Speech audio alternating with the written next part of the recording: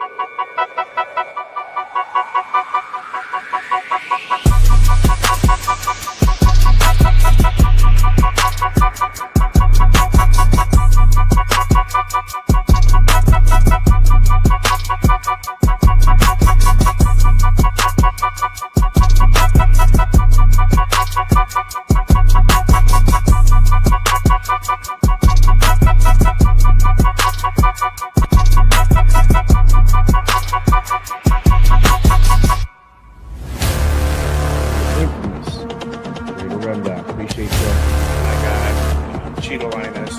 Appreciate you, guy, Chris, Protect the Shield. Good morning, brother. How you doing? My guy, Queen Raider, Raider Legion. Hey, we already know. What up, Lo? What is good? What is good? None other than our guy.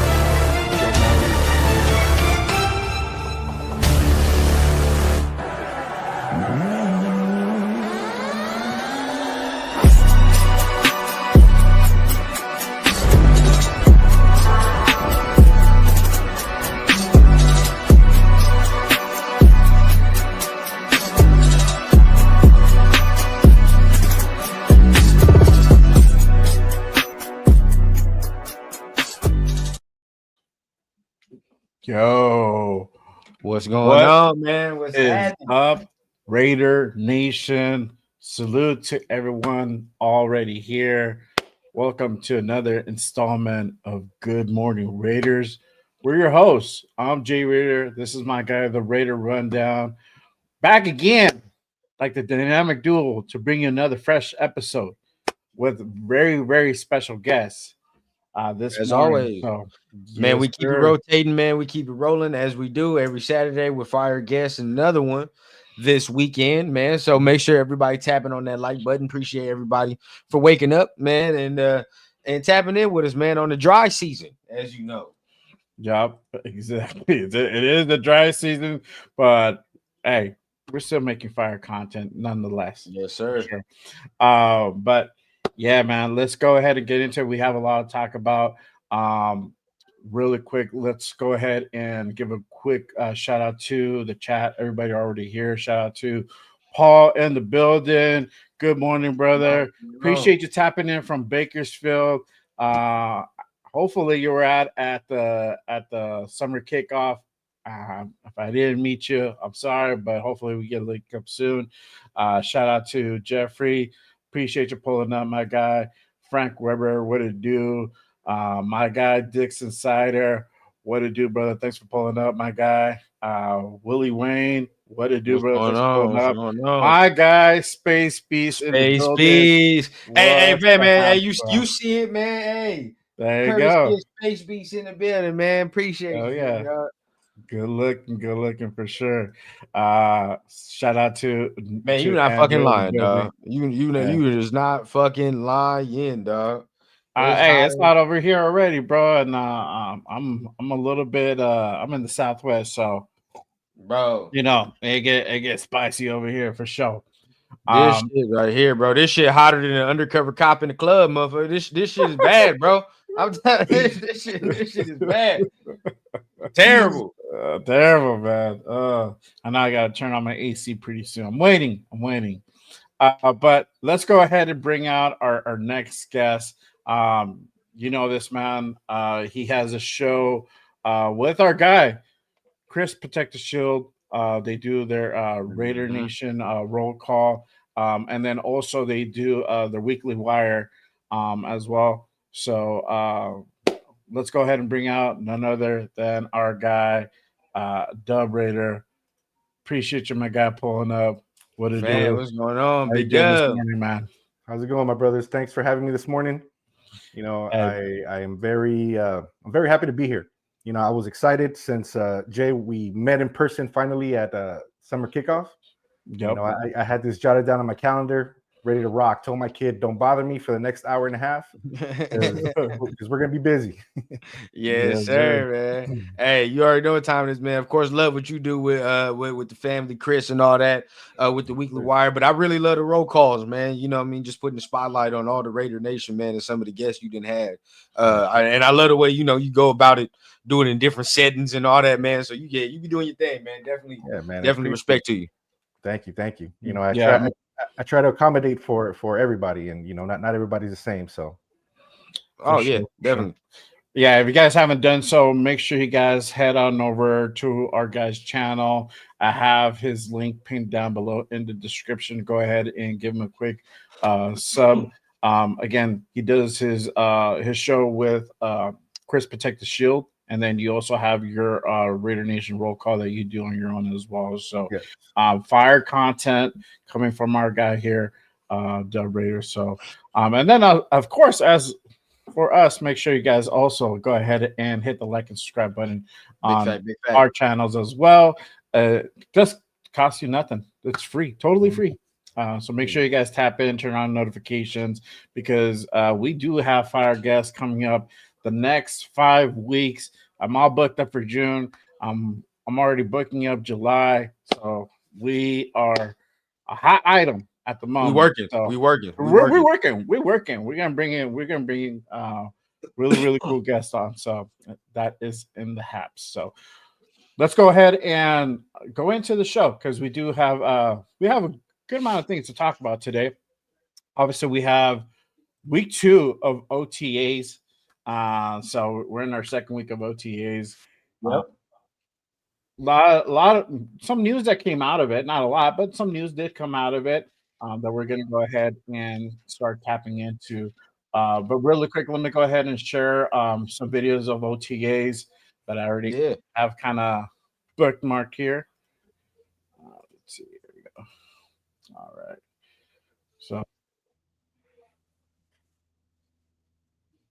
guys, working out here. Oh yeah. Let's see what we got, man. At the end of the day, man, you know, we do got to preface this before we do start this, right? You know, we hearing these good things, this and that, but it's somewhat still shorts and shirt. You feel what I'm saying? It's not all the way real football yet. So keep that and preface this in mind. Yep.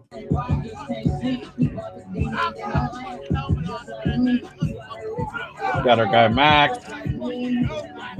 I think 51 is we're gonna talk about 51 in a little bit, but I'm glad to see him out there. And then we also got some other footage.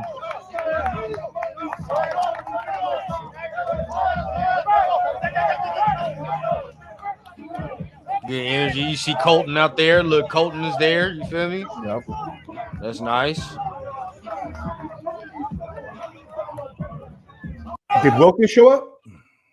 Now, I wanted to talk about that because, and I forgot to get it to you, Jay, but it's all right though, because we can still talk about it. Now, you know, Tashawn, damn, it's Reed. What was his name? Reed? Tashawn? Yeah, Reed. Yeah, Tashawn Reed.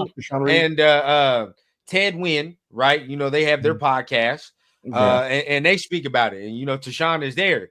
Now, get to speaking. You know, he says when the D line is running to different groups, and this is recent in OTAs, when the D line is supposed to be running to different groups, you can tell he's not comfortable. He's not really running. He's ginger. You can tell he's not trying to do something, or something don't feel right. Look, I know some people want to push it off, but it's like, dog, that's not good, bro. It's not good. That's a big dude. You feel what I'm saying? That's a huge human being. And if this man, if this man ain't ready by training camp, dog, it's gonna linger. You not like I can. Speaking from just sport experience, dog. Anybody that's just a bigger type of person, dog, that shit will linger. You don't get healthier as the season continues. So at the end of the day, bro, like he's got to start getting healthy now, or that shit's going to be a lingering problem. And by weeks, whatever, we're gonna be like, well, why the hell Christian Wilkins ain't doing X, Y, and Z? Well, it's because he ain't getting no training camp or whatever the case. So let's just hope it's not that. Let's just hope it doesn't get to that, and we being cautious right now. But that's a hit. If he's not on the field, dog, that's a hit. But then we get 51 back, which is good. You know what I mean? So that's good. Yep. So let's go ahead and talk about it. As we saw on that clip, the return of Malcolm Koonce. So great to see him back in practice. Right. You know, I think this is really good news, especially with what you just touched on, the whole Christian Wilkins injury and how it's kind of looking right now. So, you know, having Malcolm back at OTAs, I think is a really good indicator that his rehab went really, really well. So, what are our thoughts? How are we feeling about Malcolm back, having the complementary side to Max? I'll start with you, Dub. Well, anything that or anyone that helps the D-line be stronger, create more pressure, it's always a good thing for us, especially having the season that we did last year. You know, we need all the help we can get. Malcolm, you know, did definitely do some good work before he got hurt, you know, but now I'm more of a pessimist than an optimist. I try to be realistic with certain situations because I know that when individuals come back, they don't come back exactly the same. You know, there's always some, I guess, grace period or warming up period to get back into the game. So am I expecting Koonce to be exactly what we expected him to be? Of course not.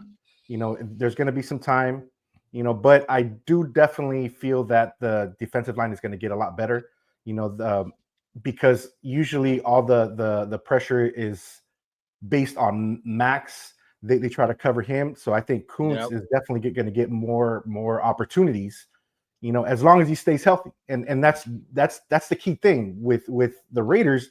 It's being healthy. You know, last year definitely showed us that, you know, when it rains, it pours. Oh yeah.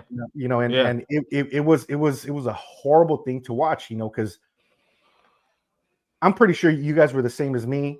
The off season before last season, you know, we saw everybody that we were picking up, and you know, everybody talking that, you know, the Raiders defense was going to be, you know, elite, and you know, we were going to cause havoc.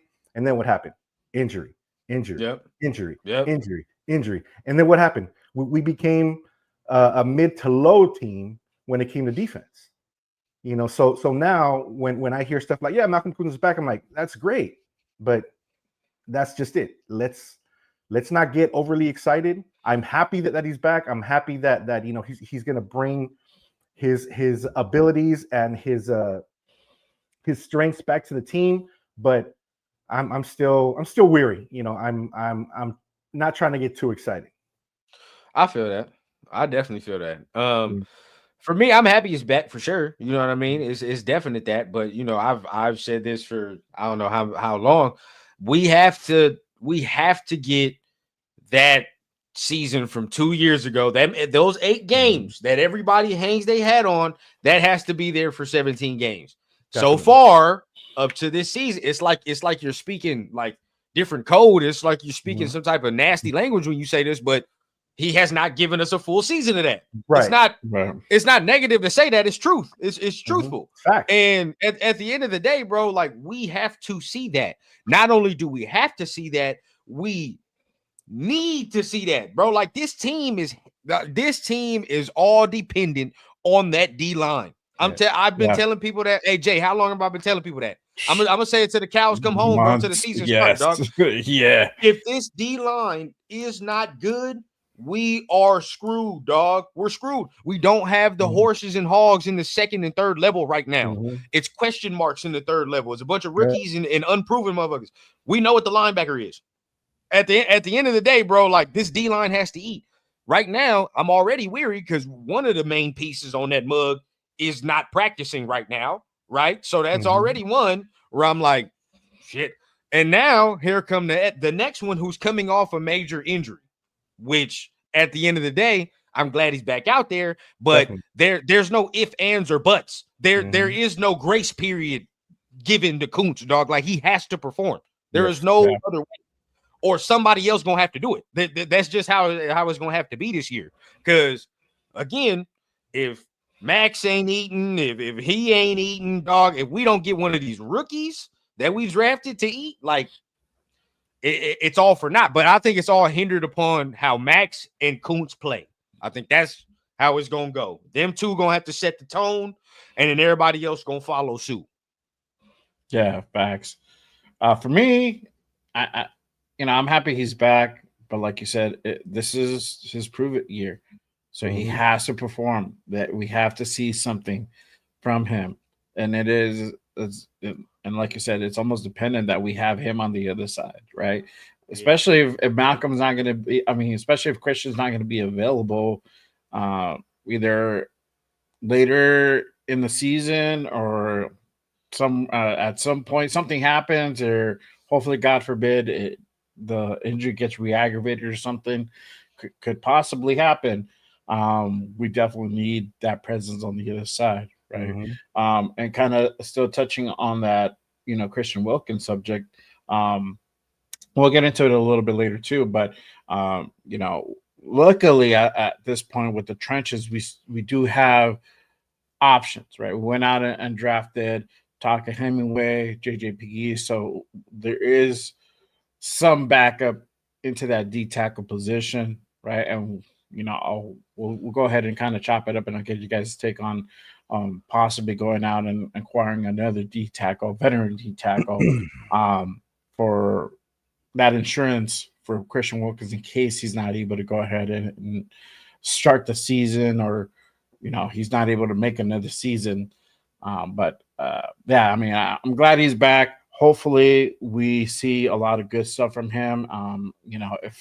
If we see a repeat from 2 years ago, man, I think we're going to be really, really good shape in the trenches wise.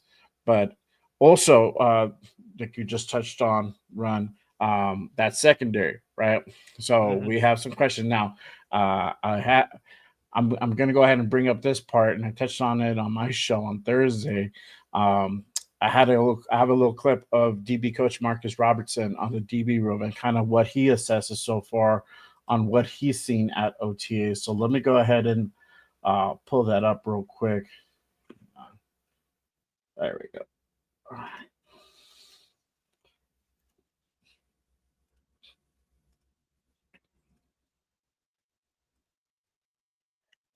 And Porter and how he kind of mimics Richard Sherman with his attributes, his height and speed. What do you think of him so far early on? Oh, well, I'm an Iowa State alumni, so I love the pick. I love the guy. I think he's got a lot of physical gifts. He's got the length, the speed. So he is taking, to me, big leaps, like from 1 week to the next, as far as the coaching and the training and all those type of things, simply because of the fact that he just moved over, but basically from being a wide receiver to the defense side of the ball late in his career in college, and is making tremendous jumps, in my opinion. He's got a chance to be a really good player. Pete Carroll obviously has a long history of forming good defenses and specifically great DB rooms like the Legion of Boom. How does that just raise the bar for a coach like you to meet that standard? Well, what's interesting is obviously I had opportunity to watch that and study that defense for years, and to be a part of seeing how Pete built that Legion of Boom. It's just interesting. It's real interesting. So I'm excited. I'm up for the challenge, and I'm hoping that we can mimic to a certain degree some of their success that they had in their secondary. like I said, I think the most important thing is that everybody's buying in, and you can see the change. You can feel the culture changing around here, and I take my hat off to Pete Carroll. I think he's doing an amazing job. With that being said, real quick, Jacorian Bennett was having a heck of a season last year, and then ended the season due to injury. What are you seeing from him in particular, especially going into year 3? So his biggest issue is that he is still coming off the injury, so kind of a little bit of a slow start coming back off the injury, but he's stepping up. He's doing well, just working with the techniques and things of that nature. So, if you know Pete Carroll defense, he's got a certain technique for his corners to be able to stay on top in the cover 3 stuff. So just trying to master their craft in that regard. And it's going to take some time, but he's working his butt off, and so is DeCamerion. He's going to be solid for us. So I'm just hoping that this off-season training camp will continue to grow and continue to become ultimately a dominant secondary. Obviously, with hopefully with our pass rush and all the combinations of things. All right. Can I be honest off that video, man? I'm gonna take it off real quick, bro. I don't like what I heard about Jacorian Bennett. I don't like it. I don't give a damn, bro. And salute to my guy Shavir in the chat, man. I see all my people up in here, man. I was hoping Chris being here for that part. I was hoping either Chris or Leo be here for that. Yeah. We be arguing about Jacorian, but I don't like what I heard, dog. I don't. When the first thing you start with is he's getting off an injury and he's got to work himself out, and you tell me if anything you heard off of that was positive. Nothing you heard was positive. All I heard was he got to work off his injury and he's still trying to get a hold of the scheme. That's what I heard, right? So at the end of the day, cool. But I've heard a lot of positive stuff about Eric Stokes, though, right? I've heard a lot of positive stuff about what guy we just drafted, right? Darian Porter, right? Even some people trying to big up DeCamerion Richardson, which I kind of hope that he actually does work out. Because if he does and Darian Porter work out, well, damn, look at our corner room now. Like we got one of the bigger, most athletic corner rooms in the league if them two work out. So, but where I always get to struggling, I've always asked this question, and this is not trying to hate, but at the end of the day, I still want to know, one, when is Jacorian Bennett going to give us a full healthy season? Because ever since we've drafted him in 2 years, he's not finished the season. Say what you want, but he ain't finished the season. I got on Nate Hobbs about that. I'd be damned if I won't say that about Jacorian Bennett. So then number 2, right? And then number 2 off that, where does he fit in the mold of a Pete Carroll corner? You let me know. Where? Because the outside corner of Pete Carroll looks like Darian Porter or looks like Eric Stokes or maybe looks like DeCamerion Richardson. Don't look like Jacorian Bennett. Where is he going to fit is my question, right? So do you think he's on the outs? I don't know if he's on the outs, but I'd say I think they're trying to figure something out. Because I remember one week where I'm just, we doing a random weekly show and I see him at slot, right? I see him in slot. Now it was just 1 week, right? And then they switched him back again to outside. But that, to me, I still hold on to that where it's like, bro, they're trying to figure out what's the best avenue. Because at the end of the day, we all, like everybody said it during the draft, right? Like, oh yeah, Pete Carroll likes big corners. But then when it came to Jacorian Bennett, everybody was like, nobody cared, bro. He don't have the measurables either. If you don't talk about it, it won't be an issue. Yeah, bro. He don't have the measurables either. So it's like that. My eye is on that. I don't know if they're looking to trade him or whatever. I don't know about that. But as of right now, I would say they're trying to figure something out. I think they're trying to figure something out about where he's gonna fit. Where's the best fit for him? Right. Facts. I agree. I mean, I hope that Darian Porter really, really works out. And I mean, having him here that, the guy's taking, big leaps forward is a really good thing, especially just being in position. I think this is like his second year in the corner position. Literally switched up from receiver. So having him, his learning curve is really, really, really good. I mean, that's the best that we can hope for.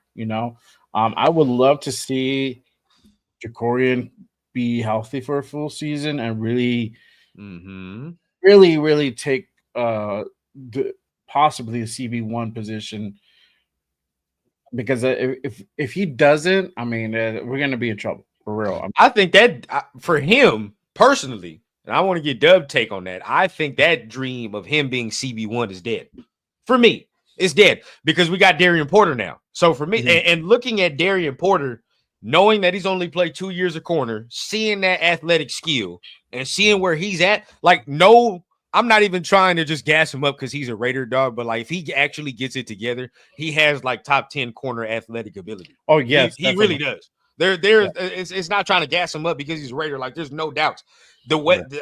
Has his traits, dog, what he can do, right? And just being so short playing at this position, right? Like, dog, he sky's the limit for real. And I see what they see at the end of the day. So I understand why Pete and them can say, yeah, this dude can be one of them ones. But with Jacorian, the ceiling seems limited, in my opinion. I mean, I just would like to get y'all opinion. No, it's definitely I agree with what you're saying. Is, you know, he's already had a few years in the league, played at an elite level, and he's just not doing it. You know, he gets injured. You know, there's always an issue, and like what you were mentioning, they're moving him around to see what would be a better fit for the organization before I'm feeling they either trade him or give him the boot. You know, which in our case, with the majority of our positions, we need that depth. Right. So, and that's where I think the mindset is like, we can't get rid of him because we need players in positions. But if he's not cutting it, and we got Porter in the wings, even though, you know, he just he's been doing the position for 2 years, but he was doing it at the college level, right? And what I try to, at least in my mindset, what I try to let individuals know is that the college level, yes, you know, there's really good players, but in the NFL, it's the best of the best. So you might be, you know, an amazing player in college, but you're playing against, you know, mid players, playing against scholarship players, you know, individuals that are just there for their education, and of course the elites. But then you get to the NFL, and you're playing the best of the best. Are you going to be able to handle that? And that's where I'm always kind of scared every offseason, you know, because they talk up these college players. Oh, he did this, he did that. You know, they show the highlight reels. I'm like, yeah, but it's not against the cream of the crop like there is in the NFL. You know, and yeah, there are some players that it comes easy to them.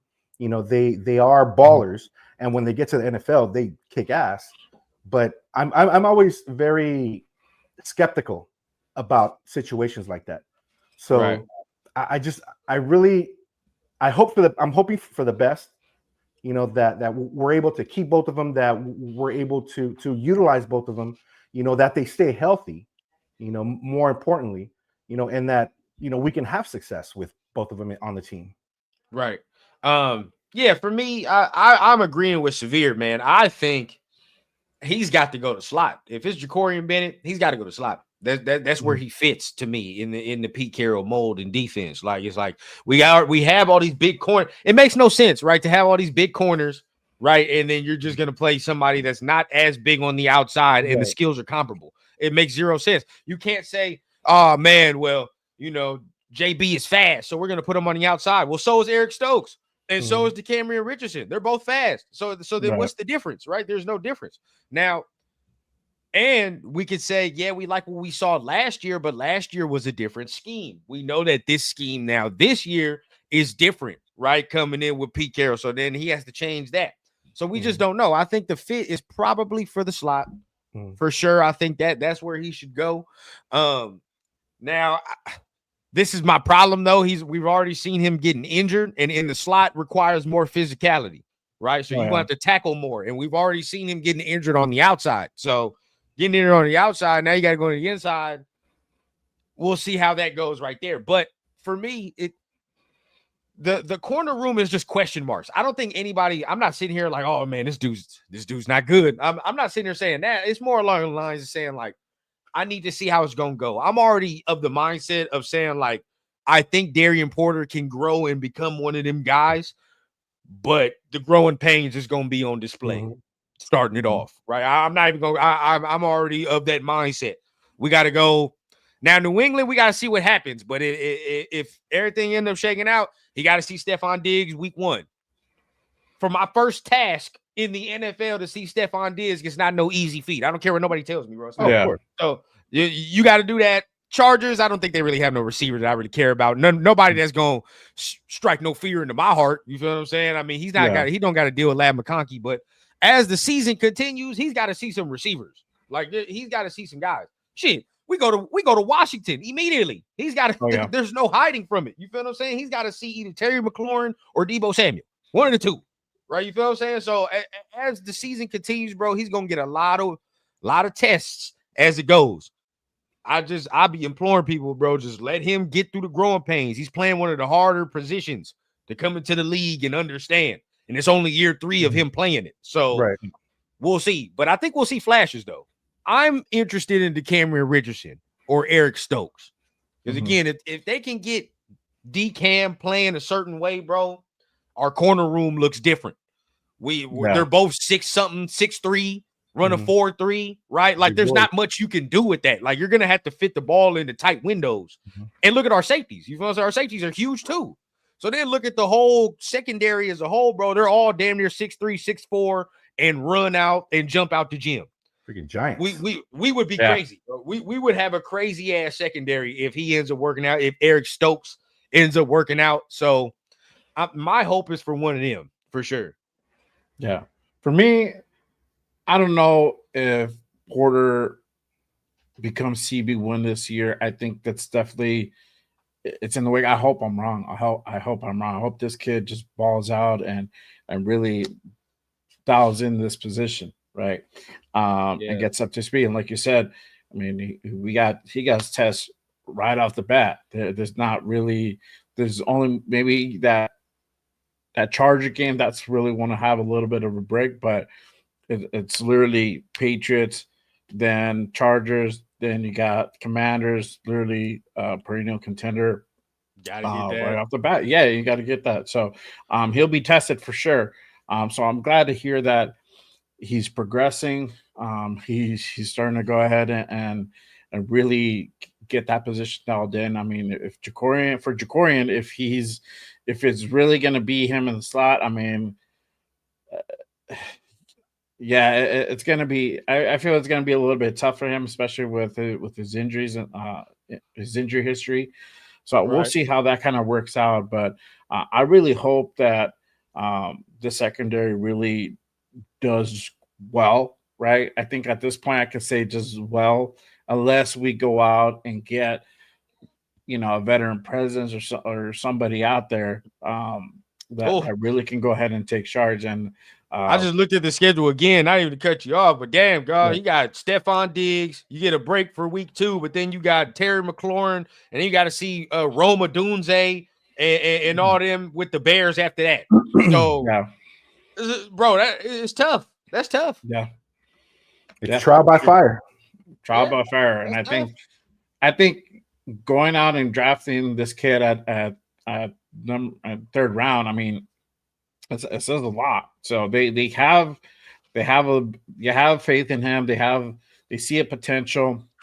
I don't want to say Richard Sherman 2.0, but it's probably something beyond that because he is that talented. He is that special. So hopefully, I think we'll see good things from Darian Porter, and hopefully Stokes comes along as well. But I think the key thing here is having Jakorian really stay healthy for this next season. Having a full complete season it is really a thing that we're going to be looking out for and really counting on, especially not really having a slot guy available. So looking at this list, man, it gets nasty, right? Because and then you're looking at it like most of these dudes are outside guys, right? And that's not even counting the slot dudes that you're gonna have to see, right? Because then you don't even put he didn't even put Lad McConkey on here. And as of right, I ain't gonna cap like the outside dudes. I'm not worried about, but I'm scared to death about our slot corners and playing the Chargers. We're going to get cooked because as of right now, dog, I don't know nobody that's going to be able to stay with Lad McConkey on our squad. I don't see it. We was already getting cooked last year. You feel what I'm saying? And we had Nate Hobbs. It's certain situations. So I don't know how that's gonna go. Now, this is the question. I don't know if this was the next segment, but this is the question that everybody was posing, right? I might be getting a little ahead of it, but we already here on the DBs. Jalen Ramsey, right? Post June 1st, after today, we can, it can start to be a reality of saying, do we go to get him, right? Pretty much tomorrow. after this. Yeah, tomorrow. So I see some people say no. I see some people say yeah. I mean, what's y'all takes on it before? Well, let me ask you because I know right now he's asking for a buttload of money. Right. And I know that there is going to be a drastic drop in the amount. Do you guys know how much that amount would be, or a ballpark? On his contract? Yeah. So we would have to trade for him, and then he's already he has about a 25. He might get cut, maybe. So he has a $25 million contract. $4's already been paid out to him. So we would essentially have 21 that we have to go ahead and pay him, and then that's not including the rest of the years, which is a pretty hefty contract. Right. Obviously, I think the strategy would be for SpyTech to go ahead and restructure that deal to have it be more team friendly, and I think we would probably get a more team friendly deal having him wanting to be a Raider for such a long time. Yes, exactly. So it's not like we're just going out. We're not getting out somebody else that is a really good player. This guy wants to be a Raider. He wanted to be drafted by the Raiders, just didn't happen, and wanted to come over. It just hasn't happened. But this year, it looks like the stars are kind of lining up towards that. I don't want to jinx it, but it may or may not happen. But it's looking more probable than prior years. In prior situations that he may come over to the Raiders. I think it's us and probably I think another two teams that are possible landing spots for him post June 1st. So as of right now, it's looking like how Jay said, you're gonna have to pay him around 21 to 24, right? As of right now. Right, just if you were to just acquire him and get him all that. Now, this is the thing: everybody been waiting for June 1st, and that's because if the Dolphins cut him, I think it's less. What is it? Less money to cut him at that point, right? Mm-hmm. Mm-hmm. Yeah, less money to cut him at that point. So then, okay, for sure. So say if he gets cut, then at that point you can sign him to whatever, right? You can pretty much sign him to whatever it is, and say if it's a team friendly deal. Now I'm looking at the list of cornerbacks, right? Of who's the top 10 highest paid? He's third right now, right? But pretty much you'd probably bump that down if you'd say you want to take a more team friendlier deal. He probably signed for somewhere around 20 to 19, where Marlon Humphrey is, if that's where you want to get him at. If you could hope to get him there, right?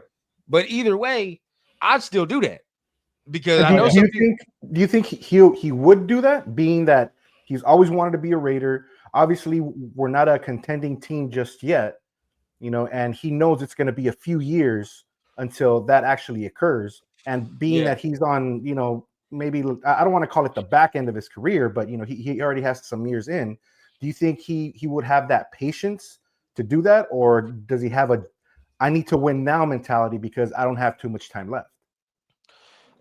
And this is where you would have to speak to him about it and see what his mindset was. For me personally, if he was open to saying nah, I just want to be here, be a Raider, I'm definitely doing that, bro. Because at the end of the day, look at his measurables, look at the type of corner he is, look at the type of corners we have. We need a sort of mentor in a way. Yes. I ain't gonna lie, bro. If I can get Darian Porter getting mentored by Jalen Ramsey, that's all I need, dog. That's all I need. Even let that rub off a little bit on DeCamerion Richardson, if so, dog. Fine. But at the end of the day, bro, that's the perfect guy. Pete Carroll can do all that he can, and the DB coach can do all they can. But it's different when you getting it from a all pro. Pretty much, he's probably gonna go to the Hall if he keeps going on this pace. You know what I mean? You're getting it from that type of player. So it's kind of like back in the day. Back in the day, Jerry Porter, he had Tim Brown and Jerry Rice. He was learning it from the best of the best. So You just let them go ahead, bro. You let them mentor them. I would definitely do that, bro. And then even so, if you wanted to say let him play a little bit of safety, put him back there if he can do it, right? It just gives you all type of versatility, in my opinion. I mean, and it just makes our defense that much better. It gives us more star power, right? Mhm. When you're saying if our D line don't play well, then what's going to happen? At least we know there's a dude back there that he can hold his own in certain Right. spots. Now he's not what he once was, Of but course not. I agree with God, family, Raiders, and for life, bro. I think he has a good solid 2 years of good cornerback play that we've seen. Good solid 2 years. Maybe even 3 Yeah. for real. Yeah, going out and getting Jalen literally boasts your defense instantly. There's no threshold or anything. It's just like No. immediate. So the benefit of going out and getting a guy like Jalen Ramsey, rather not get him on a trade. Hopefully, if he does become available, he does get cut by the Dolphins. I think we should definitely go out and get him. I mean, the price tag is high, but looking at kind of the situation, I mean, it makes sense. It makes sense. Guy wants to be a Raider. We need a really solid corner, and I think it's a mutually beneficial situation to go ahead and bring in Jalen, right? And you're looking at a deal anywhere from about on a team friendly, probably 18 to 20. You're not going to get anything below that, realistically. You know, I don't care. I don't care what it is. I mean, a guy like Jalen, there's a certain market value for these guys, right? And his market value is between that 18 to about 25, $28 million range, right? Yep. That's what you're looking at. 18 to 20. Yeah. So 18 to 20 for us is going to be really team friendly, right? Hell yeah. Yeah, I would We definitely have cap space. Like we'll have top 5 cap space going into next year. Remember, we're not paying high top 10 quarterback money, right? Look what the 49ers just paid Brock Purdy. We're not even paying that. Right? You feel what I'm saying? Like we're not even paying that for Geno. So we're still good. Right. And then even so, think about it. In the next coming years, hopefully, a rookie is going to be a quarterback in here, right? Think about then. Now we have the most cap space that we can have, right? If we can continue to build the team and then insert a rookie into that mug, well, then we ain't got to worry about no cap space at the end of the day. Right now, we're playing it well.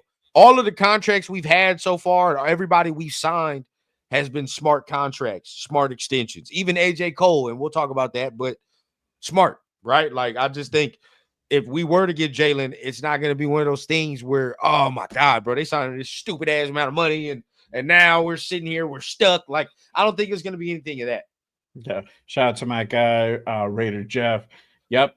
Facts. Worth every penny if you get him. Yeah, there is no big downside to Jalen. I mean, yes, he's not what he's a little bit older. He's not what he was, but I mean, we're really talking minimal stuff, right? But he's still a threat, though. That's the thing. Hell He's yeah. still a threat. He's still he's a top 10 corner right now. He's still a top 10 corner. I don't care. He might not be a top 5 anymore, but he's a top 10 corner. Yeah. I mean, you could sign him anywhere from a 2 or 3 year deal, and have him here for as long as you have Pete. And if you're really serious about making the run, which it looks like 26 and 27 is going to be our year, you're going to have Jalen Ramsey here for that time, right? And especially at the most critical moments where you do need a top defense to be able to go ahead and make a playoff contention or make a Super Bowl run, you need a guy like him to be there, right? So I think going out and getting Jalen is definitely going to be worth it. It's going to pay dividends not only in the immediate future but down the line as well. And we're talking about 2 or 3 years down the line, and it's all good. So we'll see whether it's going to be a cut from the Dolphins or we're going to have to go ahead and trade him. Again, you know, we've seen currently this regime not do certain things, so I'm not going to really hold my breath too much about it because we can be wrong at the end of the day and they might not pull the trigger on it. Yeah, they're very tight with the pocketbook. They're tight with the pocketbook, but I wholeheartedly think that they're just waiting to see what happens, who becomes available June 1st.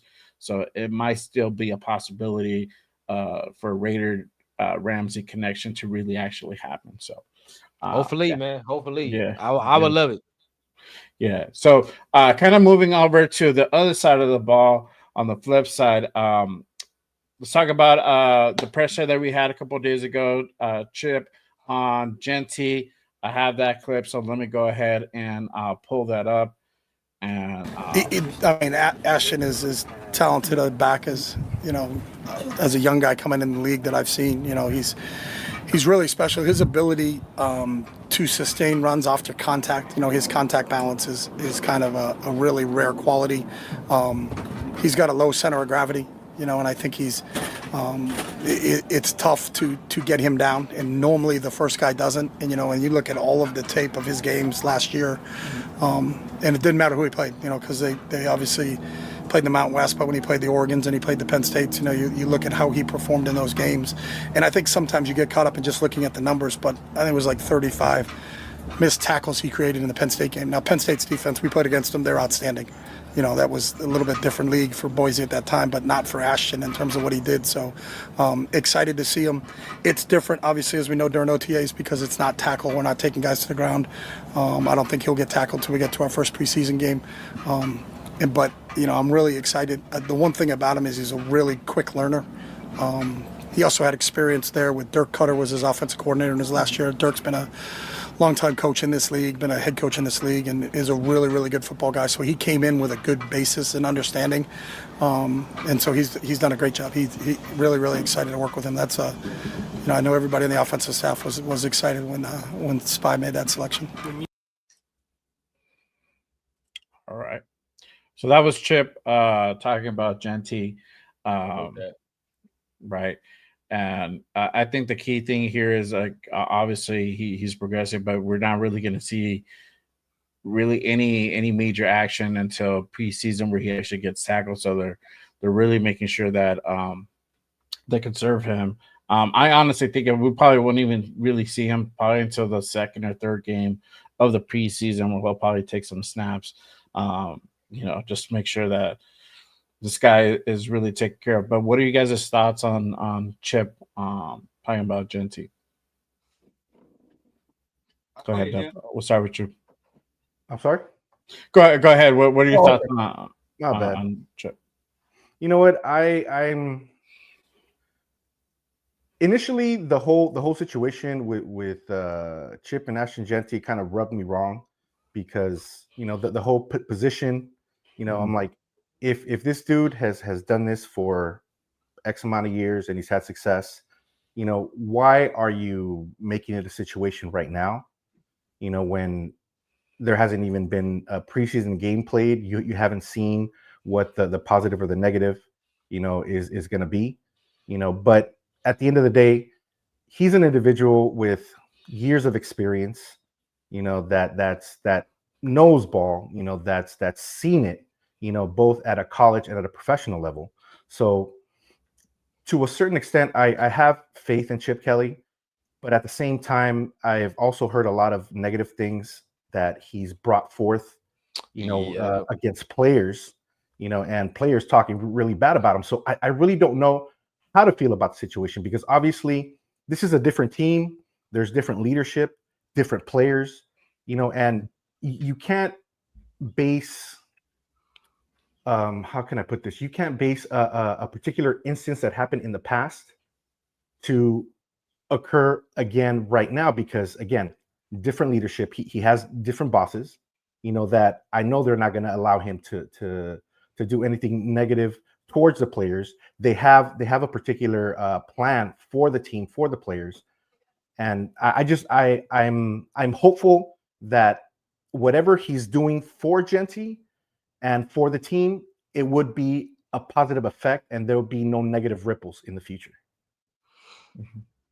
That's I agree where the part is like, at first I didn't like kind of what I was hearing with Chip, and I'm like, bro, what's it's all weird. But then it's like, when he explains it more, it's more about the running back coach saying about Right. it, right? And that's Yeah. him backing it. And at that point, it doesn't really matter at that point. And that's Mhm. I didn't even get into that either about why I probably felt some way about that too, because I'm like, that's just the OC saying like, no, I want you to change that. Well, how does a running back coach feel? Like, where is the coach with that, right? Mhm. Like, it's like he does have a position coach. So are they? What's the deal with that? It is, you could say it's finicky, it could be whatever. But the fact that it's the running back coach saying like, nah, I want you to change it, and it's your OC backing it, then at that point, yeah, you do what you got to do. You got to change the stance. You know what I mean? And hopefully that's them two getting together, collaborating, and seeing like, okay, this is why you got to change your stance. You got And one thing that I do commend Genty for his reaction to the situation, because obviously he's a big name. He was picked number 1 for our team. So Right. he could have come in as a diva already, say, man, I'm not changing nothing. This is me. This is how I play. It is what it is. But what did he do? He said, yes, sir. We'll give it a shot. Yep. He didn't create no ripples. I respect that. I definitely respect that in his reaction to that change. So that shows that he's definitely a more mature player coming into the league. I agree. Yeah. I'm definitely excited though to see what he does for sure. I'm excited to see him more in the passing game for real. I just want to see that. Yeah. Having another offensive weapon like that, Yeah, especially in Exactly. the passing game, is going to be crucial. So, but Exactly. sticking on that on this on the side of the ball, on the offensive side, obviously we have Geno, and I wanted to go ahead and pull up the video on Geno's take on the offense and what he's heard, what he's already looked at, and how he feels about it. So let me go ahead and pull that up real quick. Myers, Trey Tucker, what do you think of your new weapons here in Las Vegas? Man, I'm loving it, man.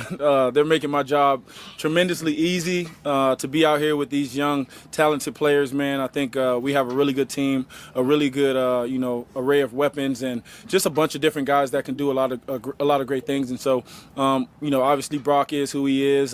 Getting to know Trey, getting to know Jacoby, and watching Michael go out there and make plays. Ashton's coming along. The offensive line's doing a great job. I think Chip is, calling great plays, and it's really easy for me. I just got to go out there and be myself and get the ball into their hands and let them be special. How would you describe this offense? I think the offense is, like I say all the time, we want to be efficient. That's the main thing, right? We want to do well in the situations, the third downs, the red zones, but also we want to be explosive, and so when teams come up and play us in man-to-man, we got guys who are going to win those matchups, and, I really feel good about where we are. Still a work in progress, but we're in a good spot, and, we just got to keep working hard to get better. I'm glad he said that last part, man. That's what I'm happy about. Explosive. There's too many Explosive. times I've watched it over the last 2-3 years, and it seems like we just cannot go downfield for the life of us, dog. Like I know. By week whatever, by the middle of the season, it seems like teams are just squeezing us in, and now we're just regulated to just inside of the hash marks. We don't go outside the hashes. We don't go downfield, nothing like that, bro. So this year, I want to see that change, man. I want to see teams be scared, have to get back and see how that look. Well, yeah, because now hopefully we're gonna have a running game, so Well, there you go. They're There you gonna go. they're gonna have to respect that. To where last year they can't run. All Yeah, they're gonna do- I know. Who was a real No. threat last year? Nobody. Exactly. Now, even the year we had Josh Jacobs, we saw a little bit of it, right? When Devontae was here and a tad of it. You saw a little bit of kind of us going downfield, what it did. You know what I mean? So I want to get back to that, man. Yeah, definitely. Yeah. We need it. We definitely need it. You go out and you have guys like Trey Tucker and Dante Thornton that can really stretch the field. And from what I'm hearing so far, I'm hearing a lot of good things from Dante Thornton. So Right. I'm glad he's progressing. It's still a work in progress, but I hope that he'll definitely be competitive when the season starts, when the time really warrants for him to really step up and make those crucial plays and really stretch the ball downfield. So That's what I'm hoping, man. That's what I'm hoping. But having guys like Brock Bowers and Jacoby there, and now you have Jack Bech and Genty. Don't forget Michael Mayer. Everybody forgets about Michael. And Mayer. he said Michael Mayer too. And he said Michael Mayer, and he's and this is the thing with Michael. You have two abilities with him. You have the protection side of it, and then not only that, he can go ahead and catch the ball and make plays and go ahead and get yards after the carry as well. So he can do a lot of what Brock can do. The thing is that Brock is so dynamic and is such a great route runner and has great hands that he just eclipses a lot of people, eclipses most traditional tight ends. And that's why we don't talk about Mayer that much. It's pretty much over, right? It's pretty much because you talk about you have a talent like Brock Bowers on the squad, you're not getting your job back. We just call a spade, right? You call it a spade. There's no way he gets his job back. But what he can do is become somebody now that's a gadget and somebody that's an X factor, right? Like where it's like, I think I said this before in one of my solo shows or whatever, but him and Trey Tucker to me are the most important pieces of the offense. It's not Ashton Genty. It's not Geno Smith, right? It's not Jacoby Myers to me, right? And why am I saying that? Because at this point right now, I hope I should know what I expect from them three dudes on the offensive side, right? I should know what to expect from Geno. I should have a good confidence about it. I have a good confidence what to expect from Jacoby. I have a pretty good confidence of what to expect from Ashton if everything goes the way it's supposed to go, right? Or what I should see from Ashton if it goes the way it's supposed to go. But if Trey Tucker and Mayer can become some players where other teams are like, God damn it, we got to try to do something. Or even Brock Bowers, right? You can put Brock Bowers because we know what we're supposed to get from Brock Bowers. There's no questions. But if other teams now got to put that in their minds where it's like, God damn, now we got to look at Michael Mayer. It's like, all right, bro, like where's he gonna be at if he's over here? All right, now Trey Tucker's in the game. All right, now we got to scheme around that. What are we gonna do? That just creates more and more confusion, bro. Like just and then you even add Dante Thornton in there, Jack Bech. I haven't even talked about them, right? But so it's like we know what to expect from the big dogs, but it's all about all the other guys. Just like basketball, we watching basketball right now. So we know what to expect from SGA and Jalen Brunson and all that extra. But where the bench at? You feel what I'm saying? It's all about the bench. We got to see what they provide. And I think this year, Mayer and Tucker are definitely going to be.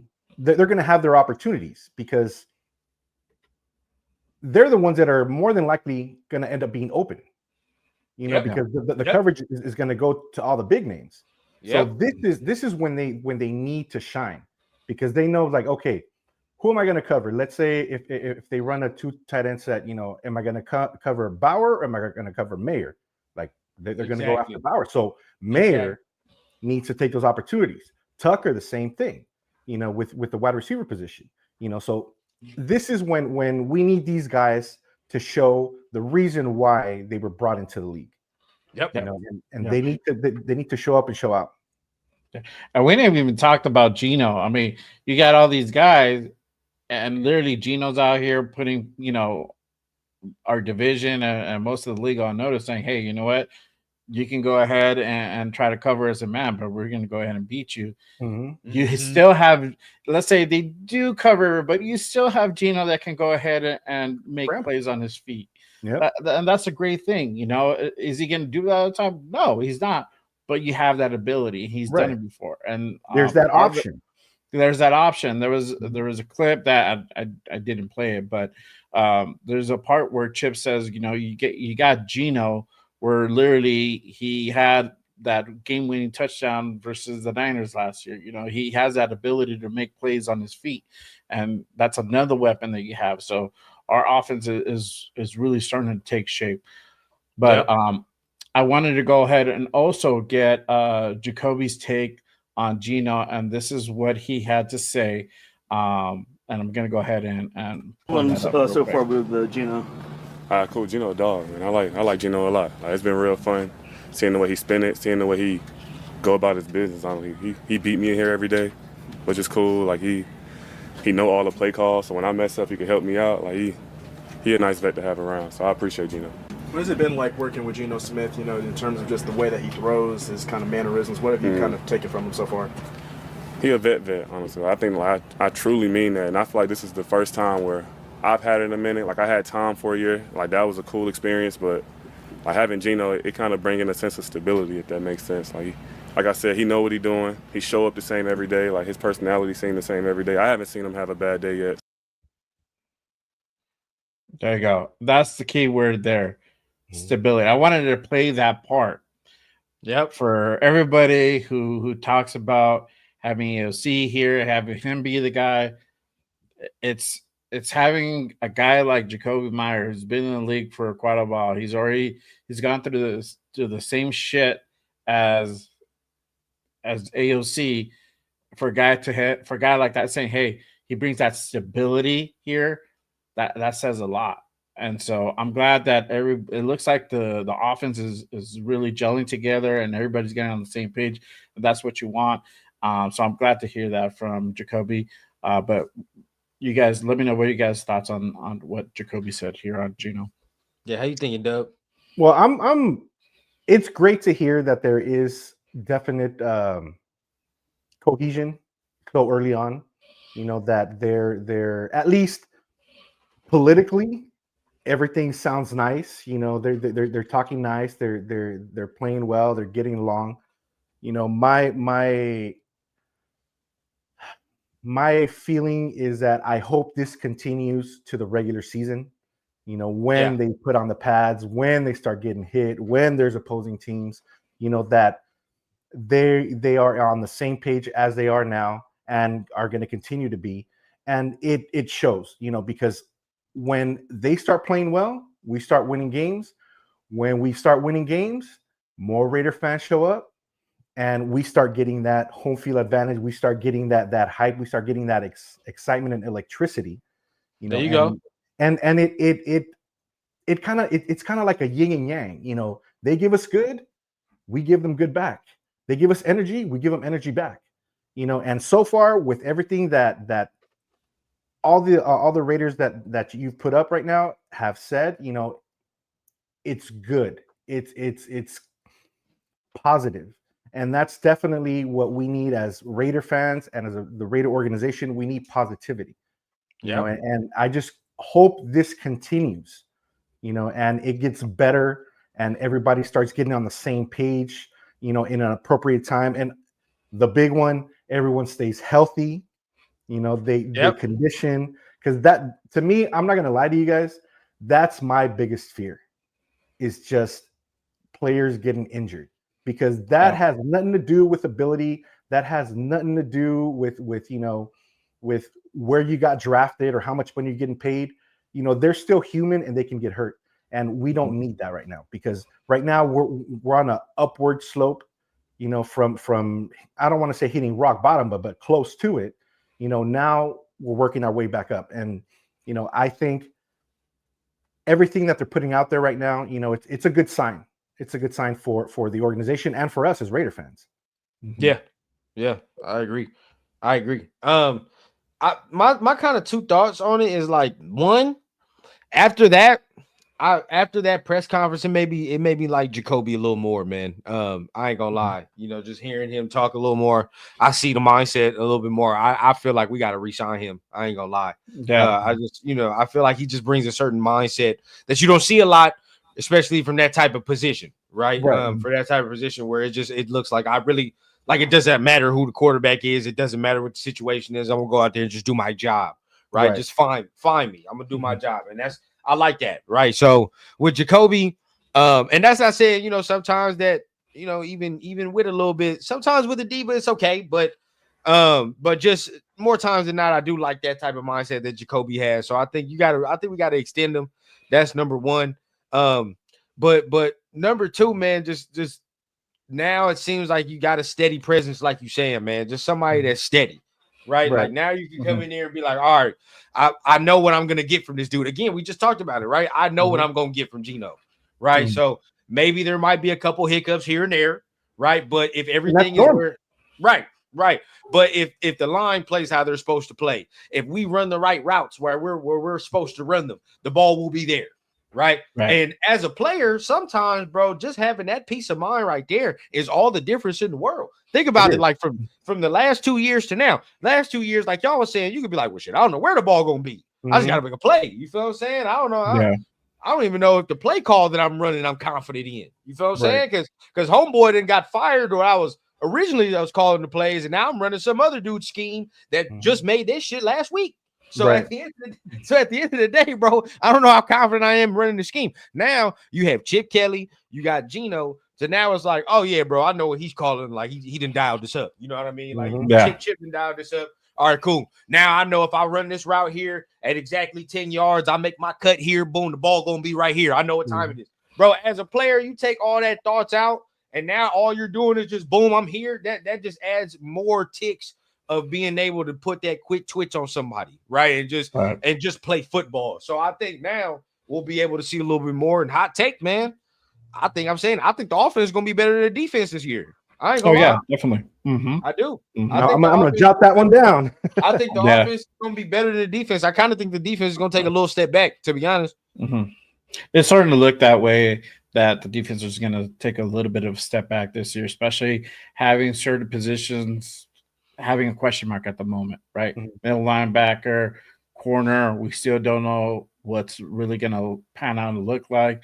Safety, that might be a room that might just need to be buttoned up a little bit more, right? So we know the trenches are good, even if Christian Wilkins does not start the year, right? It doesn't start the season. But the offense is really what is, I think, and what I've heard so far, the great improvement in this offseason. A lot of people are talking about us, saying like, hey, the Raiders have improved a lot this year is because of the offense. But you got to think about it, how atrocious that we were last year, right? Where we couldn't run the ball to save our life. We couldn't run it from the 1 yard line to literally inches to literally hit a touchdown. So there was no fear there was no fear. And so I think this year it's a totally different look. I'm glad to see that everybody is on the same page. Now, I know Rosetown kind of mentioned he might not be here this next season, 26.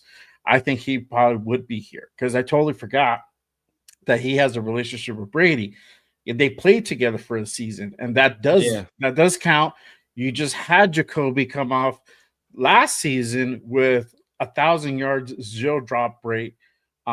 He's not going to repeat that. He's not going to repeat the 1,000 yards. There's no way. There's too many weapons. But even if you have a good 500 to 600 yard season with a less than 0.3 drop rate, I mean that's the best that you can hope for. I think he can still get close. I mean, because we don't know what Bish is. That's his expectation, though, right? You know, that's what we expect from Jacoby Myers. We don't expect 1,000-yard seasons. You know, we expect anywhere from 500 to 800 yards. You know, we'll see. A few touchdowns.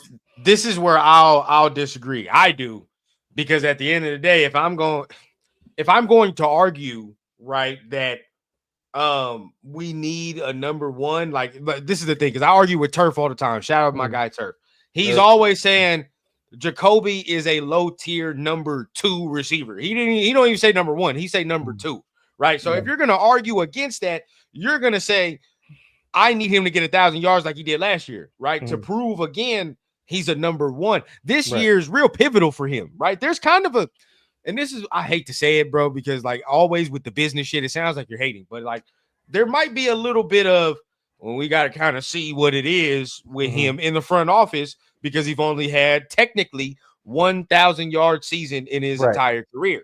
Right. So at that point, that don't scream number 1 receiver. So for him as an individual player this year, he's got to show like, I am a number 1 receiver. In order to do that, you have to get 1,000 plus. That's the only way. Right. Or there's always going to be that window of saying, well, there might be this dude in the draft where we might like that's bigger, faster, and younger. Then we can say, well, that might, you know what I mean? Because I guarantee you, now this is at the upper end, but we were even talking about Tech McMillan this year, right? Shit, if we had any possibility to get one of them young receivers coming out of college from Alabama or Ohio State, I guarantee you they will probably do that. I don't give a fuck about none of that. I'd probably do it. If you could tell me that I can get some capital for Jacoby and trade that in for a Ryan Williams or a Jeremiah Smith, you got them right. Right. But that just shows the difference of where you would say, like, I think them dudes can be bona fide. No question. Number one, right? Where we're still questioning Jacoby in what year? I don't know what year this is. What For year, us, 3, right? For him. Year 3 for him, but year for him, like he damn near going on 7 at this Right. point, right? Yeah. Like, so it's been a minute. So I do want him to prove that he is the number 1 receiver, but in order to do that, he's got to get over 1,000. There's no And do you feel he is a number 1 receiver? Honestly, when you go of the technical route, like if you look at the number 1 receivers in the league, top 5 receivers, he's not in that category, right? If you go Jamar Chase, if you put him there, Justin Jeffersons of the world, the Tyreek Hills of the world, like he's not there, right? You put him lower, you probably put him on the 2nd tier if he can creep up there with Nico Collins and them and dudes like that, right? Of the 2nd tier of quarter. If he's a number 1, he's a low tier number 1. That's what I would say. Yeah. If you're saying he's a number, like if he was a number 2 with Devontae, I'd say, well, he's a high tier number 2, right, where you can put with T Higgins and all them and put, well, really T Higgins is a number 1 receiver for real. But yeah, still put him down. He's a high tier, but I don't think he's a high tier number 1. If he was, he's probably low tier. Yeah, because I still see him as a number 2, you know. But and that's the thing. If you're saying that, then you're saying Brock Bowers is the number 1.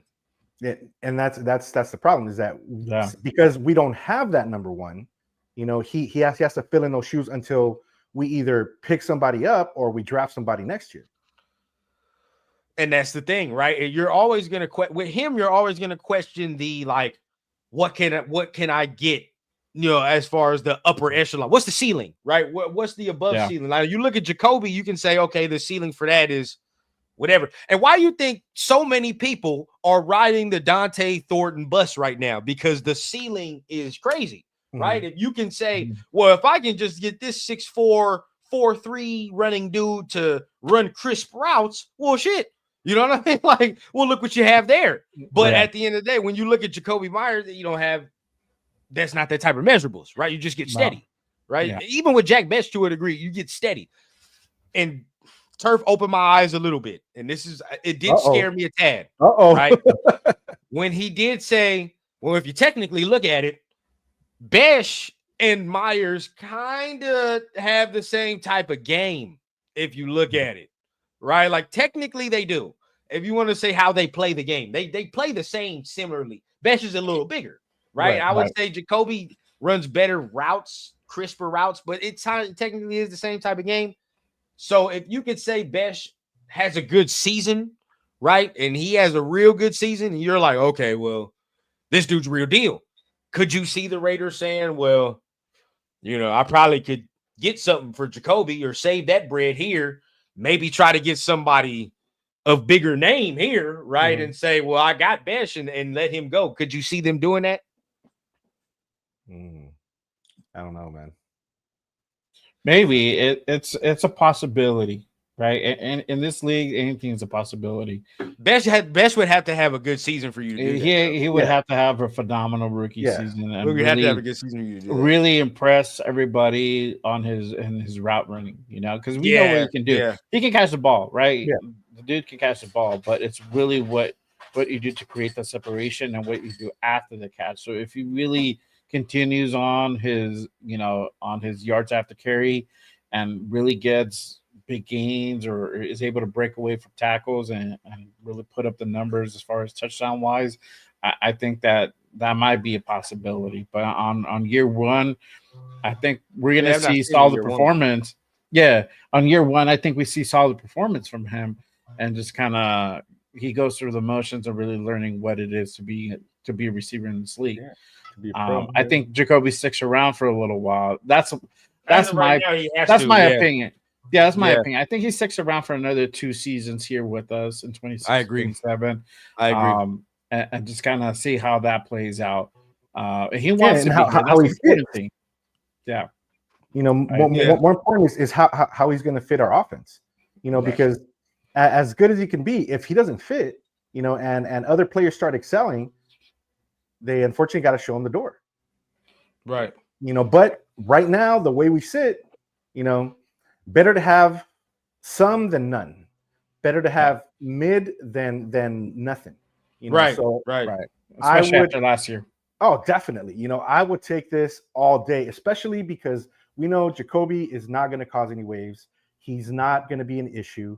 He's going to do what he needs to do. That's what I like, though. And that's it. And that is sometimes, I don't want to say it's more important than having an elite player, but it's up there to where if you have a player that's willing and able to do what you require him to do, sometimes you can't be too mad at that, bro. You can't be too mad. Like I said at the beginning, and this is all just talk at the end of the day. Of course, but still, if it's up to me though, first thought and process would be getting him extended at least for, like Jay said, another 2 years. Get him extended for another 2 years. Let's see what this rookie class can do.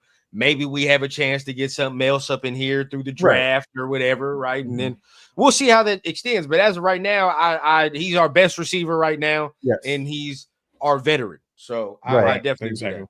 And he's definitely gonna bring forth great leadership. Exactly. If I had anybody learning from a vet, that's the vet I'd want my rooks to learn from for sure. Mm-hmm. Yeah. Really quick, how we doing on time run? I get out of here in a couple minutes. All right, let me go ahead and kind of push through. Really quick, appreciate everyone pulling up with us on the Saturday morning. If you guys haven't done so, make sure you guys hit that subscribe button on all the channels. Hit them thumbs. It really goes a long way to go ahead and support the shows. But really quick on the news side of it, AJ Cole did get extended earlier this week. He did get a $15 million deal, just over $15 million with $11 million guaranteed, I think, for the next 4 seasons. So he's going to be with us until 2029. That's really when he becomes a free agent. I'm glad that deal has happened. He's literally considered probably the top 3, if not the best punter in the NFL. What are your thoughts, really quick, Dub, on AJ Cole getting extended? Well, I'm actually excited that he did.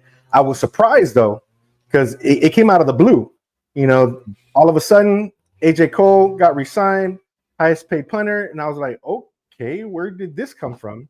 But at the end of the day, it was a good move by the organization. Because he is probably one of our best players on the field. He does what he has to do. He pushes the team back when he kicks that ball.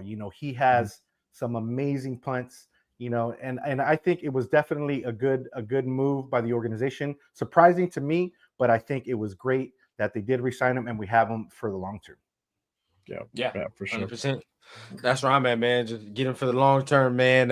I've already said I think you're the best punter in the league. I mean, that's just facts to me. He's had a lot of practice. Yeah. Hey, I'm not even gonna lie, man. I think he's even kept us from losing a couple games. Sometimes too, man. He didn't help us. He didn't help us win some games with his punting. So I think he's the best punter in the league for sure. If you don't think so, you might think he's 2, but he's definitely top 3. There's no debate on that. I think he has a chance to be one of the best punters in the history of the organization if he continues, right? And I'm talking about up there with the Lecklers and the Ray guys and all that. If he goes on the trajectory, if he continues on the path that he's on, if he continues to punt like this well into some years, bro, you goddamn right. There's no debate in my opinion. He can be one of the best punters in organization history. So I'm definitely happy for that, and I'm happy for what he said. He said, "Yeah, bro, I want to retire here." There's no debates on that. That's where I want to be. So I love when players say that too. Definitely, for sure. He wants to be here. Yeah. I'm glad he got it. Hey, I'm sorry. That was funny as fuck. That one was funny as hell. Oh shit. But, That's yeah. on couch. Well, I'm glad he got extended. Obviously, there's still some other guys that are in line to possibly get extended. You know, Colton Miller. You got forgetting another name. Damn. I know Darren Carlson's also on there. Jacoby's on there. My bad. We just talked about him. Jacoby's on there. So Right. I think it's gonna happen. I think those guys are gonna get extended. It might happen any day. It really could happen next week. Could happen next month. Could happen right before training camp or during training camp. Colton is my Mid-season. priority, bro. I'd do Colton- Colton immediately. Yeah, that's the thing. Making sure that we secure up that left tackle, and those left tackles don't grow on trees. It's really, really hard to come by offensive players, and if they do, they get snatched up pretty quick. Right. It is a bidding war because the continuity it's so important on that offensive line. So, but I'm glad to see that AJ did get extended.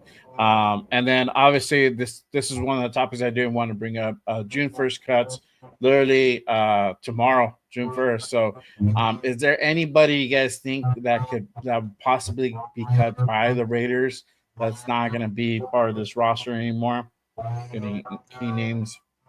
I'm not gonna lie, I really don't know. You know, I haven't been keeping up too much on what's been happening as far as the OTs and whatnot. You know, so I'm not really sure. I'm just hoping, and I definitely have faith in the front office. You know, because they've showed us everything that they're doing is for the betterment of the team. You know, to make us a better team, a more cohesive team, and you know, a team that maybe not immediately, but is definitely going to be better in the future. So whatever they decide at this point, you know, it's going to have to go on faith, and hopefully they're making the right decisions. Mm-hmm. Yeah. I mean, I got a couple names in mind, man. Look, Dylan Lowry one. That'd be one where I'm like, yeah, I don't know. Maybe or maybe not make the squad. Thayer Mumford to be another one where I don't know, you know what I mean? They just got Charles Grant. So they probably want to see him develop into that swing tackle, right? As until he can take over for Colton, I would assume. Right. So you're looking at that. There's a couple of dudes. Let's see on defense. You got a couple of dudes in the linebacker room that's fighting for their lives. That need to start showing some improvement, right? I would say you're probably looking at Amari Gaynor. Hopefully he shows improvement. I don't think he gets cut. I think he's gonna actually make the squad. But one of them, Tommy or Lindenberg, I think one of them Bergs ain't gonna make it. I think one of them Bergs ain't gonna make it. Because one was a 7th round pick, one was just drafted last year, late round, right? So it's like we'll see how that goes. In the safety room, Chris Smith, man, I like Chris Smith, but I want to see if he can do something because they just got Trey Taylor, right? They just got Lonnie Johnson, I believe that's his name. He's playing safety now. So he's big, you know, he's tall, he fits that mold. So want to see what they do. And then they got Chin and Palomao, so he doesn't really look like he fits the mold. So I want to see kind of where he fits up too. Yeah, I think Smith is literally on the bubble. I mean, you can possibly put Trey Taylor, depending. I don't know if he's healthy. I hope he's healthy because we haven't really seen anything from that guy since he got drafted. He was injured all of last year, so this is his year 2. Essentially, this is his real rookie year going into gameplay. But I really haven't heard anything from him. Maybe Eichenberg is on the bubble as well. I think Gaynor into the scrapes by and makes the squad. I don't think Lindenberg will get cut just because we went on and got him in the 7th round. It doesn't necessarily mean they won't do it, but I think they want to go ahead and keep that kid around and see what he can actually do. I think he'll have a little bit more leeway than others. But yeah, I mean, we'll it's interesting to see who won't make the June's 1st cuts for sure. But let me kind of switch it over to the other side. Is there any possibility of certain? We talked about Jalen Ramsey, right, being part of that June 1st cut to be in pickup. Is there anybody that you guys would like to see that possibly gets cut that we probably go after? Love. Jalen Ramsey, man. That's it. Yeah. Jalen Ramsey. Jalen and maybe a number 1 wide receiver. Yeah. Vet presence. That's really about it. Yeah. Yeah, I mean, usually for guys that get cut around June 1st, I mean, it's either the performance wasn't there, Right. or the injuries is just a problematic thing, right? Right. So that's kind of what we're looking at for June 1st. But I hope it is Jalen that does get cut. Sometimes good guys do get cut for salary cap, and that would be the situation for him, right? They're in serious cap hell down in Miami, so it makes sense for them to go ahead and kind of cut ties with him. So if it does happen, it'll probably be a guy like Jalen Ramsey. So we'll see what happens with that. But let's go ahead and switch over to our final segment. But before we do, shout out to SC with the $2 super sticker. Appreciate you, my guy. Thanks for that really quick. Good looks, man. Appreciate it. Yes, sir. But let me go ahead and switch over to our final segment here, the spotlight. This is the time where we get to go ahead and really get to know our guests. We do it.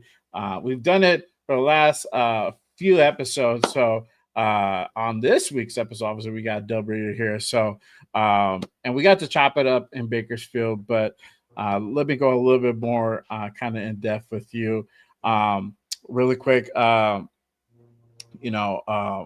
Sorry, I lost my check. Okay, so let's start from the beginning. How long you been a Raider fan? And then was there anything specific that kind of made you fall in love with the silver and black? I've actually been a Raider fan since the 80s when they were here in LA. The pivotal moment for me, I was in elementary school at the time. I'm much older than you guys. And I don't think that you're that much older than me, but I'm 51, bro. I'm almost behind you, bro. Not what, you're like 30 something? I wish, but thank you. But so I was in elementary school, right? And you know how most teams when they come into a community, they do a lot of community outreach and whatnot. Yeah, so I don't know how it happened. I don't know if one of the teachers or administrators at our elementary school had some association with the Raiders, but they showed up to our school, and the player that showed up was none other than Lyle Alzado. Oh, so to me, I knew about football, but as a kid, how much do you really know, right? That the big men that jump on each other and hit each other and throw a ball, but I got to meet him, got to see this mountain of a man in front of me, and I was like, man, I was impressed, right? And the thing that I will never forget is how gentle he was. Watching him after the fact on the field and how aggressive he was, and all the Roy situation and whatnot, but how gentle he was with the kids, how friendly, how just it was so awesome to be in his presence, and then seeing what he did with his career, and unfortunately his passing, but he's the one that solidified me as a Raider fan, and fast forward to, I will want to say, my late teens, I was able to go to my first Raider game at the Coliseum, which turned out to be the last Raider game at the Coliseum. It was the Raiders Chiefs, so I got to see the Raiders play their last game here at the Coliseum. Got to see Marcus Allen play his last game, Montana play his last game. It was just a very memorable experience. And that kind of stuck with me. And obviously later on in life, I started getting more into football, more into Raider football more than anything. And, it became a passion for me. I started loving it since that day, and till this day, I don't know if you can see it right here. I got my Lyle Alzado jersey. Fire. I was right to him. Lyle was the man for me, even though he didn't start as a Raider, but he epitomized what a Raider player should be from those days, of course. Yeah. Nice. Let me ask you this, and I know every diehard fan has one. And we're sticking on the same subject. Who's your favorite Raider of all time? All time, I'd have to say Lyle. Oh, You know, yeah. and again, he's not a Charles Woodson. You know, he's not a Ray Guy. He's not, you know, he's not these big names that had a long historic career with the organization. But the time he was there, man, he did so much, and he ingrained that into me. You know, that you can be as hard and as mean as you want, you know, at the right times. You know, but you could also be a gentle, nice individual when need be. You know, Right. and he showed me that he was so aggressive on the field, but off the field, you know, he was the nicest guy. So to me, Lyle Alzado, obviously, number 2 would be Tim Brown. Yeah, you know, because All he right. I was think There that's you go. everybody's. That's yeah, everybody's. he was a that's big Raider, definitely and on my I list. got to see him play a lot. Nice. You know, Yes. so you know, definitely my number 2 is Timmy Brown, but number 1 definitely what is it? 3 Mile Lyle. Yeah, there you go. 3 There you Mile go. Lyle. Shout out to Myra on our $5 special. Shout out to Myra. these solid guys, Rundown, Dub, and Jay. Have a great weekend. Cheers to Man, June. appreciate you. Girl. Hey, Yeah, fellas, thanks for pulling up. I definitely want to coin this term for Myra. She is definitely the first lady of the Raider Nation. Oh, Because yeah. Myra supports, loves everything having to do with the Raider Nation. So shout out to you, Myra. You know, it was Yeah. great actually meeting you in person at the summer kickoff this year. And thanks for coming straight up and, you know, talking to me, hanging out with me. I really appreciate that. Yeah, for sure. Run. You want to go ahead and go Yeah, next? yeah. So, you know, I always ask this question, and this is a question I always like to get, you know, the answer to. But as far as the content journey, man, your content journey, what has been the hardest and most challenging thing for you? And then at the same time, what has been kind of the most, you know, fun thing about it so far with the content?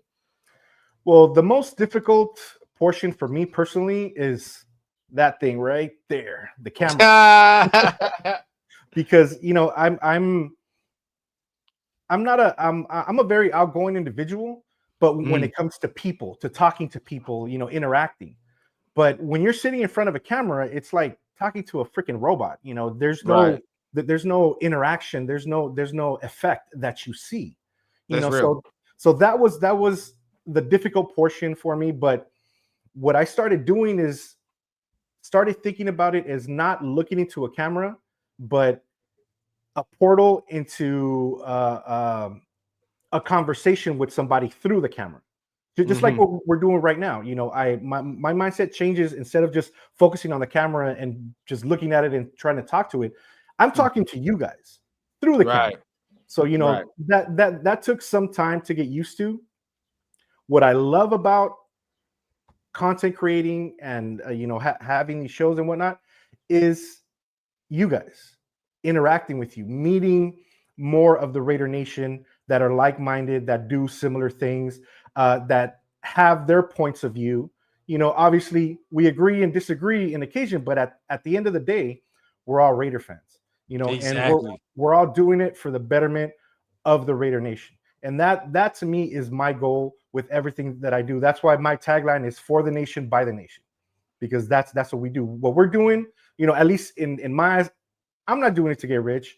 I'm not doing it to get popular. I'm doing it so when I die, the Raider Nation continues. You know, there is generations after me that are going to continue supporting this team and supporting our nation. Exactly. Yeah, Exactly. Thanks. Let me ask you, Dub. Tell us what do you have going on right now? Anything that the audience should be looking out for? Any collabs or any big content that you're going to be bringing out? Well, yeah. As you guys know, some of you might not know, I actually have 3 shows going on right now. It all started with the Raider Nation Roll Call, which basically what I do on that show is I promote the Raider Nation. I promote individuals like yourselves, content creators, super fans, booster clubs, Raider businesses, and I'm even incorporating Raider educators and individuals of business, you know, administrators and whatnot that have incorporated the commitment to excellence, the Raider mystique, you know, everything that we believe into their daily lives of business or, you know, education or whatever it is that they do, you know, because I want the audience to know, I want the Raider Nation to know that there's more to the Raider Nation than just being a fan of football. You know, this actually encompasses the individuals that we become. You know, we take little keys from what we see on the field and the examples that players, coaches, and, you know, anybody else involved in the Raider organization, we take it to heart and we learn from that, and then we give that back. And that's definitely one of the things that I like to do with the Raider Nation Roll Call is put that forth, not necessarily to talk about me, to talk about Raider football, but talk about the individuals and what they do and how they're promoting the Raider Nation to the larger audience via social media. The second one, which started about 2 months ago, because I noticed that the algorithm wasn't too friendly with me, you know, with the roll call, because I wouldn't put content out there on a consistent basis. You know, it was, you know, once a month or something like that, because it all depends on the availability of the guests. So sometimes, you know, life occurs, and, you know, you can't sit down at the same time. And then I'm not really good at running a live stream, so I record everything. So it was taking a long time. So, you know, my boy Chris, Protect the Shield, shout out, my brother. I hope you like the gifts that I sent you. I hit him up and I'm like, hey, bro, would you be interested in doing a show with me? You know, what I want to cover is not what you guys do, because you guys go in depth, you know, as far as when it comes to football, you know, the probabilities, the statistics, you know, all that kind of stuff. And there's a lot more Raider fans like myself, which I like to call couch coaches, you know, which know football from what they see on the screen or what they see from their seats, you know, at the stadium, you know, to where they don't really understand that information in depth. So I asked him, I'm like, hey man, can we do a show together? He's like, of course, brother, let's get it done. So we have the Raider Nation Weekly Wire, which we drop once a week on Sundays. And what we basically cover is just basic news of what's happened during the week. It's called Chris's Weekly Word. So we just talk about what happened that week. But then we also have the second segment, which is Football 101. And what we do in Football 101 is we break down the different items and different positions of what football encompasses, which we've already done: the offensive line, defensive line, the positions. The next one, we're going to do special teams. We did coaches. So just to kind of give a better understanding of what football is about for those individuals that don't really have that knowledge or have that experience. Because there's a lot more of us that have that mindset that, you know, definitely want to watch your guys' shows and understand what you're saying. Because I'm not gonna lie, when I first started watching your guys' show rundown, the TRS, you know, in some of the things I'd be like, damn, I have to Google that shit. What did they say? You know, like, oh yeah, okay. And then now I see what they mean. And that's the mindset I brought forth towards the Weekly Wire is to give that understanding, you know. And I ask always, if there's anything that anybody wants to know, hit us up, let us know, and we will definitely cover it. And then finally, my third show, which is Stogie Nation. I actually started this with MC Raider back in the day. This is actually, we met. MC Raider and I met at a cigar lounge over here by my house. We chopped it up. We ended up doing a review of a cigar. And that's what actually got me started, you know, in the whole content creating, you know, because we're both very big cigar aficionados. You know, we love smoking cigars. And, you know, last year, the Raiders brought it forth to where, you know, smoking shit, talking shit the Raider way. So we're like, you know, let's start something. So what we started doing is we would do cigar reviews, lounge reviews, and, you know, talk Raider ball. But fortunately, MC Raider has just blown up in the comedy world, you know. So he is a hard man to track down, you know. I know, bro. I've been trying to get my boy for a minute now. I'm trying to get him on the show, and he's like, "Well, I don't know. I'll let you know." Yeah, he's very busy, and I understand that, and I commend him. Shout out MC Raider. You know, him and Cheeto Linus and Chris were the ones that actually gave me my start, you know, with content creating, you know, opened the doors for me, had me as guests, just kind of like you, appreciate that. But unfortunately, you know, because of MC Raider's busy schedule, you know, I still wanted to continue doing the Stogie Nation, you know, because I have a lot of cigars to review, a lot of lounges to visit. You know, that's more of a personal thing, but you know, I want to bring it forward to the Raider Nation. Yeah. So I met another Raider brother. He goes by the name of Legacy of the Shield. His name's Pedro. Shout out Pedro. Oh yeah, he was just in the chat, man. Shout out. Yeah. He put some fire content on TikTok. You know, he's a historian. You know, he talks Raider ball, and he has this energy to him that when I saw that, you know, I was like, man, I want to work with this kid, you know. So I reached out to him. We started talking, and last week we recorded our first episode of Stogie Nation together, and it's dropping. Okay. Actually, it's dropping on Monday. We're doing a review of a very economical cigar, like an entry-level cigar for individuals that want to get into the hobby.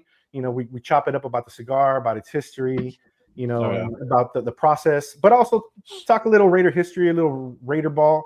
And you know, that's really our goal. You know, it's just to get the information out there, have fun doing it, and meet other like-minded individuals, you know, that support, love, and have the passion for the Raider Nation. So that's everything that I do. And I also like to give a shout out to my booster club, TNBC, the Raider Nation Booster Club from LA. You know, we're bringing it up. We're definitely going to be hosting some watch parties, you know, some events. And if you guys are interested in joining, hit me up. You know, we're definitely always open to welcoming new brothers and sisters to our organization. So shout out to them. But yeah, man, you know, that's basically my content creating life in a nutshell. You know, at the end of the day, I have love and passion for the Raiders and the Raider Nation more than anything, because I consider you guys my family, even though, of course, you know, we only see each other via social media, you know, on most of the time. But you know what, we all, I think, are part of this great family, which is known as the Raider Nation. And, you know, I love it. And I thank you guys for having me today. Of course, man. Sure. Hey, I've been meaning to get you on the show myself, man. But just seeing what you do with Chris and seeing the roll call stuff, like I said, man, at the beginning of the show. But it's always respect to your content and what you do, man, because I love what you do. Appreciate it, man. Exactly. Yeah, and I can't do what you guys do, man. You know, I can't. So I'm like, what can I do? What 2 cents can I put into this?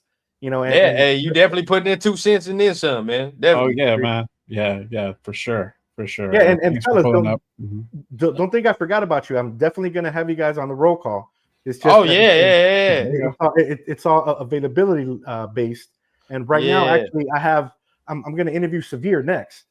Definitely, man. It's always fire when you can get one of the TRS brothers in there, man. So, for sure. Do your thing with Severe, man. I definitely know when my time comes, it's gonna be one of them episodes. Just let you know. There you go. Hey, Shout out to our guys. You're in the LA area now, right? IE, but yeah. Okay. See, and that's perfect because I'll go meet you, man. Because I love doing the interviews better in person. Oh, say less. It's definitely a different vibe, a different connection when you're in person. Definitely, I know exactly where to take you to, so don't even worry about it. Oh, there it is, there, man. There you go. And then we can put Severe's rumor out there that you're a fucking AI. Yeah. AI conception, Severe thinks I'm an AI, so we got to clear that up. I know, and then my many clones, bro.